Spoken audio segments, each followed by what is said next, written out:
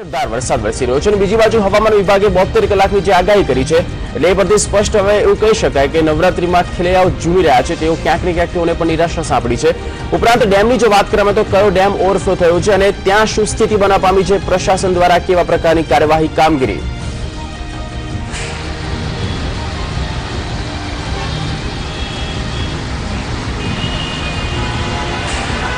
जी बिल्कुल जगदीश, खास करीने मात्र अमदावाद ज नहीं समग्र राज्यभરમાં વરસાદ ધોધમાર વરસાદ જોવા મળી રહ્યો છે। સૌરાષ્ટ્ર પંથક છે તે પણ વરસાદથી તરબોળ જોવા મળી રહ્યો છે। ત્યારે હાલ અમે ઉભા છીએ અમદાવાદના નરોડા વિસ્તારમાં કે જે આજે વહેલી સવારે જે વરસાદ ખાબક્યો હતો અને હજુ પણ ધીમીધારે વરસાદ વરસી રહ્યો છે। ત્યારે નરોડા વિસ્તારનો આ જે છે તે વરસાદી પાણી ભરાઈ ગયા છે। રસ્તા ઉપર વરસાદી પાણી ભરાઈ જતા જે સમગ્ર રસ્તા જે છે ત્યાં પાણી ભરાઈ ગયા છે, જેના કારણે વાહન ચાલકોને તકલીફ પડી રહી છે।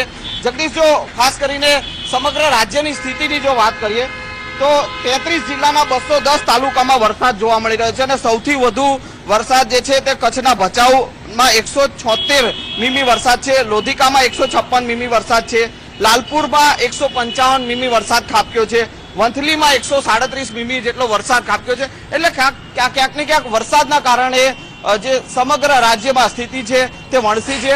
અમદાવાદની જો વાત કરીએ તો અમદાવાદમાં પણ ગત રાત્રે જે બે વાગ્યાથી જે વરસાદ શરૂ થયો હતો અને વહેલી સવાર સુધી જે વરસાદ રહ્યો હતો, જેના કારણે શહેરના નીચાણવાળા વિસ્તારો છે કે જ્યાં વરસાદી પાણી ભરાયા છે, નરોડા વિસ્તાર છે, નિકોલ વિસ્તાર છે, તમામ જગ્યાએ કે જ્યાં નીચાણવાળા વિસ્તારો છે ત્યાં વરસાદી પાણી ભરાઈ ગયા છે અને રસ્તાઓ ઉપર વરસાદી પાણી ફરી વળ્યા છે, જેના કારણે વાહન ચાલકોને તકલીફ પડી રહી છે।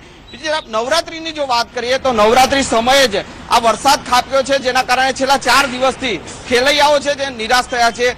વરસાદના કારણે ક્યાંક ને ક્યાંક નવરાત્રીના જે ગરબા જે છે તે કેન્સલ કરવાની ફરજ પડી રહી છે। જીએમડીસી ગ્રાઉન્ડ કે જ્યાં રાજ્ય સરકારના પ્રવાસન વિભાગ દ્વારા ગરબા મહોત્સવનું આયોજન કરવામાં આવ્યું હતું, પણ ત્યાં પણ જે ગત રાત્રે જે 2 વાગ્યાથી જે વરસાદ શરૂ થયો હતો તો ત્યાં અગાઉ જે એક દિવસ અગાઉ વરસાદી પાણી ભરાઈ ગયા હતા તેને સાફ કરવામાં આવ્યું હતું ગ્રાઉન્ડ, પણ ફરી એકવાર જે ગ્રાઉન્ડ છે તે વરસાદી પાણીથી ભરાઈ ગયું છે। એટલે ક્યાંક ને ક્યાંક જોઈએ તો વરસાદના કારણે નવરાત્રીમાં જે ગરબા મહોત્સવ કેન્સલ થઈ રહ્યા છે અને હાલ પણ જે વરસાદ ધીમી ધારે જોવા મળી રહ્યો છે, પરંતુ આ નરોડા વિસ્તાર છે કે જ્યાં વરસાદી પાણી ભરાયા છે, રસ્તા ઉપર વરસાદી પાણી ફરી વળ્યા છે। એટલે ક્યાંક ને ક્યાંક તંત્રની નિષ્ફળતા ચોક્કસપણે જોવા મળી રહી છે કે જે વરસાદી પાણીનો નિકાલ થવો જોઈએ તે થયો નથી। એટલે જે આયોજન છે કોર્પોરેશન દ્વારા જે વરસાદી પાણીના નિકાલનું એ ઠપ થયેલું જોવા મળી રહ્યું છે। એટલે ક્યાંક ને ક્યાંક જગદીશ, આજે નરોડા વિસ્તાર છે, નિકોલ વિસ્તાર છે, તમામ બાપુનગર વિસ્તાર છે, તમામ જગ્યાએ જે નીચાણવાળા વિસ્તારો છે ત્યાં વરસાદી પાણી ભરાયા છે અને લોકોએ હાલાકીનો સામનો કરવો પડી રહ્યો છે। બિલકુલ સંજય, નવરાત્રીની તો મજા બગડી છે, ખેલૈયાઓમાં પણ ક્યાંક ને ક્યાંક નિરાશા સાંપડી છે। હવે તેઓને એ જ જાણવાનો મહેચ્છો છે કે આ વરસાદ ક્યારે બંધ થશે, શું કહેવું છે સોશિયોલોજિસ્ટ વિભાગનું અને અપર સાયક્લોનની જે અસર જોવા મળી છે કેટલો સમય રહેવાની છે, કોઈ અપડેટ?